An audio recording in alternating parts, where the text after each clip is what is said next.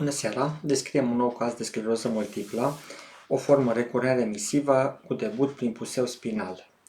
Pacientă de 27 de ani, fără antecedente patologice cunoscute, fără a avea în antecedente mușcături de căpușă, vaccin sau tratament imunostimulant, prezintă debutul bolii actuale cu 3 ani anterior stabilirii diagnosticului. Manifestat prin tulburări de sensibilitate la nivelul hemicorpului stâng, ce s-au remis spontan într-o săptămână.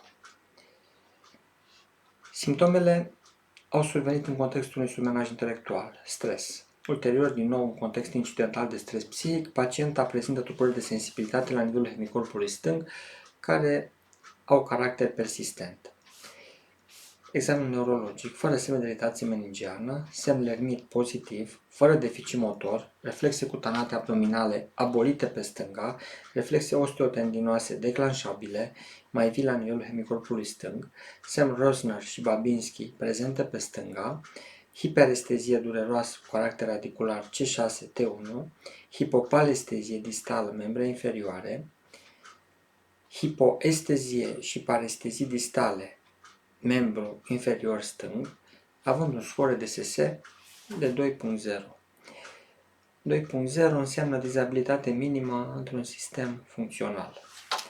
Pacienta efectuează examen RMN de coloană cervicală și cranian, inclusiv cu substanțe de contrast, ce evidențiază leziune hipersemnal T2 sau FLAIR în substanța albă cerebrală și la nivelul măduvei cervicale. Leziunea cervicală prezentând priză de substanțe de contrast. Probele serice uzuale au fost în limite normale. Fiind în fața unui posibil diagnostic de scleroză multiplă la un pacient tânăr, s-a impus diagnosticul diferențial cu următoarele afecțiuni: lupus eritematos sistemic și alte vasculite cerebrale, anticorpi anti-ADN dublu catenar și panelul de anticorpi cu anticorpi SSA sau RO, SSB sau LA.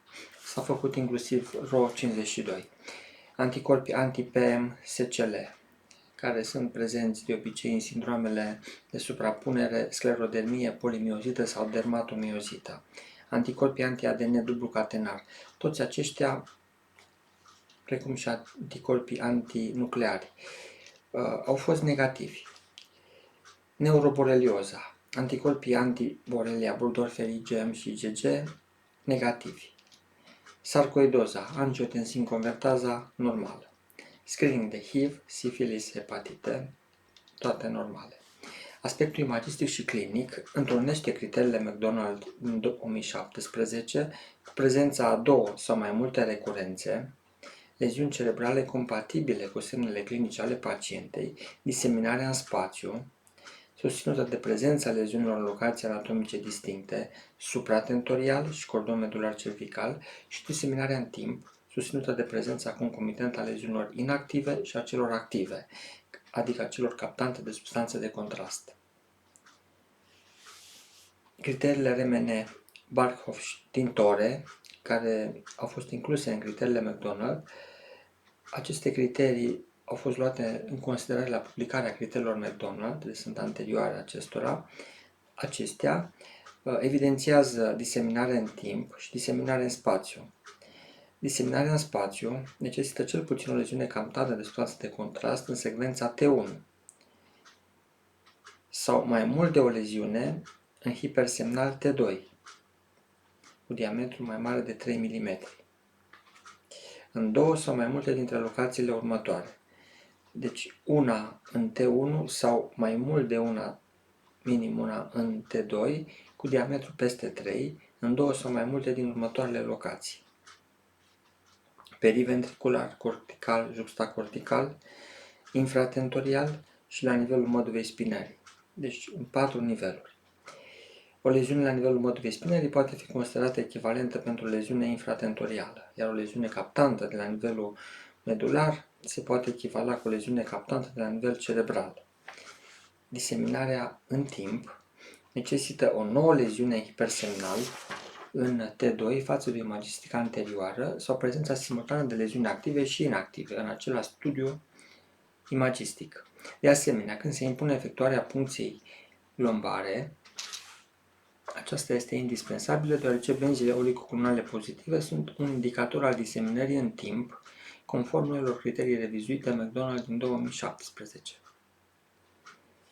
Sub tratament cortizonic cu solumedrol 1 gram pe zi 5 zile, evoluția a fost favorabilă, cu regresia tulburărilor de sensibilitate și diminuarea intensității semnului lermit, un semn care denotă afectarea cordonelor posterioare, pe care noi îl declanșăm prin flexiunea la nivelul coloanei cervicale și determinarea unei senzații dureroase de curent electric de-a lungul întregii coloane vertebrale.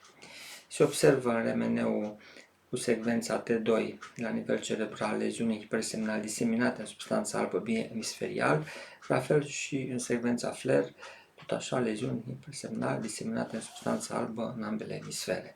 Iar în RMN-ul la coloana cervicală, tot în T2, o leziune hipersemnală adiacentă vertebrelor C5, C6. Avem niște comentarii, acesta e un caz destul de interesant cu debutul prin puseul spinal, debutul prin simptome parestezice, deci senzitiv. Este frecvent întâlnit la pacienți cu scleroză multiplă, de cele mai multe ori evidențiat retrospectiv datorită faptului că sunt frecvent ignorate. Să nu uităm că pot fi și la nivel cerebral elemente pentru scleroză multiplă care tot așa sunt ignorate și nu se impune din punctul de vedere al medicului efectuarea unei imagistici, cum e RMN-ul cerebral, la un moment anterior când se pot lua deja niște măsuri și terapeutice, ci durează o perioadă de timp destul de îndelungată până apar și semne motorii. Deci evidențiază acest RMN leziune la nivelul măduvei spinării, în acest caz și la nivelul biemisferial al encefalului.